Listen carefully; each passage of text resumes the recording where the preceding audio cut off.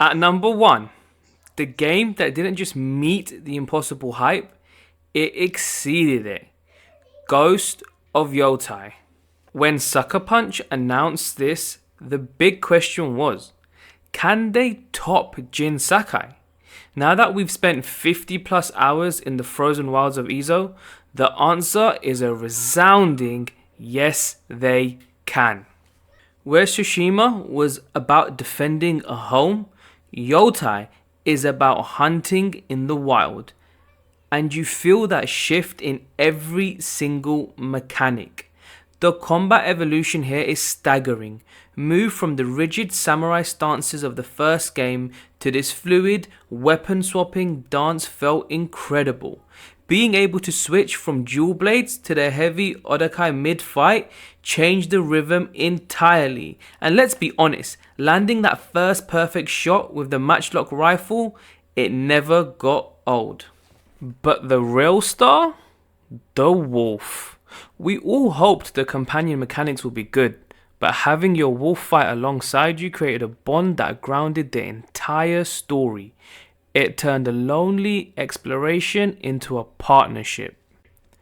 Story-wise, hunting down the Yotei 6 gave the game a focused, episodic structure that kept the pacing tight. Atsu isn't a samurai bound by honor. She is a hunter bound by revenge, and her journey was darker, grittier, and more personal than we expected. Visually, this is one of the best looking games on the PlayStation 5, period. The way the snow deforms, the lighting on the mountain, the sheer density of the foliage, it is a technical marvel.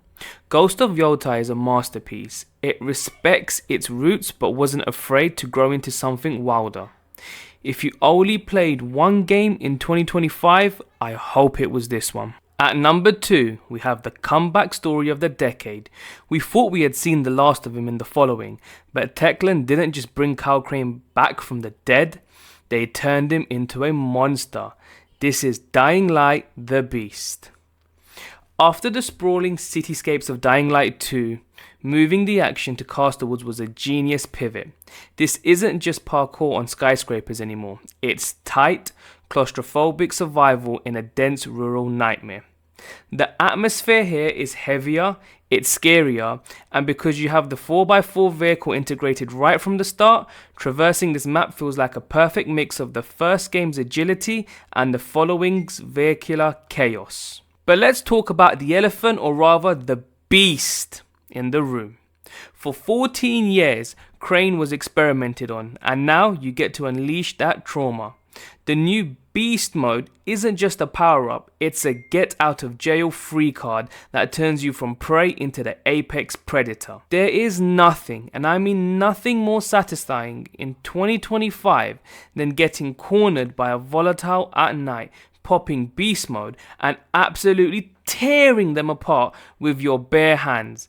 It completely flips the power dynamic of the horror genre. And you need that power, because the knights in this game, they are genuinely terrifying again. Techland listened to the feedback, the volatiles are smarter, faster, and they don't give up. At number 3, we have the game that proved turn-based RPGs aren't just alive, they're evolving. Claire Obscure Expedition 33. The premise alone had us hooked from the first trailer. A world where a mysterious paintress wakes up once a year to paint a number. Everyone of that age just vanishes. This year, the number is 33. You play as the expedition members, Gustave, Mael, and the rest, who are effectively on a suicide mission to destroy the paintress before their time runs out. But what really made this game a must-play in 2025 is the combat. You still have your menus and strategy, but when the enemy attacks, you don't just stand there and take it, you have to dodge, jump, and parry in real time. It fixes the one problem people have with turn-based game: it keeps you engaged every single second. Pulling off a perfect parry sequence against a boss and encountering with a massive magic attack feels absolutely euphoric. And can we talk about these graphics? This is Unreal Engine 5 flexing its muscles. The art direction blends realistic textures with this surreal, painterly aesthetic that makes every frame look like concept art.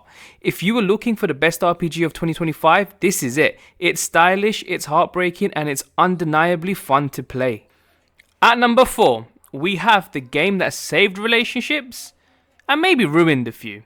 Split Fiction. We all knew Joseph Fares and Hazelight Studios were cooking something up after It Takes Two. But nobody expected this. They didn't just make another co-op game. They made a genre-bending masterpiece. The concept is brilliant. You play as Mio and Zoe, two rival writers trapped inside their own stories.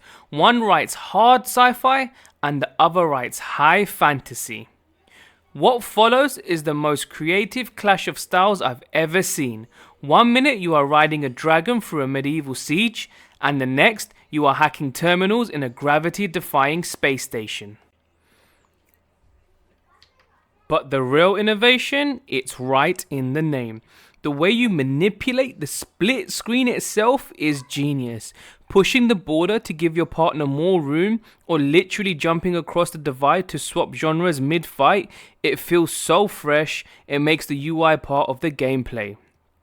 And look, it's Hazelight, so the variety is relentless. There are rhythm games, stealth sections, and vehicle chases that feel like they belong in a summer blockbuster. When the Switch 2 version dropped in June, this became the definitive couch game of the year. It's funny, it's chaotic, and surprisingly, it's really touching. If you have a friend, a partner, or a sibling, you have to play this. Split Fiction proves that nobody, and I mean nobody, does co-op like Hazelight. And finally, at number 5, The Return of the King. For years, it was just a rumor in a leaked document, but in 2025, Bethesda and Virtuos finally delivered. The Elder Scrolls Oblivion Remastered is real and it is glorious. Let's address the biggest change immediately. The faces. Gone are the potato people of 2006. The character models have been completely rebuilt, yet they somehow managed to keep the charm of the original designs. And yes, hearing Patrick Stewart's voice as Emperor Uriel Septim in clear, uncompressed audio sent chills down my spine. This isn't just a texture pack. The lighting engine has been overhauled to bring Cyrodiil's forest to life in a way we only imagined back in the day. But importantly, they didn't Skyrimify the RPG mechanics. You still have your attributes, your custom spell making, and yes, the acrobatic skill. Bouncing around the Imperial City like a kangaroo in 4K has never felt better. Replaying the Dark Brotherhood questline reminded me why this game is legendary. The writing holds up perfectly, and since the package includes Knights of the Nine and the Shivering Isles, you are getting hundreds of hours of the best RPG content ever made. It's cozy, it's beautiful, and it fixes the jank without losing the soul.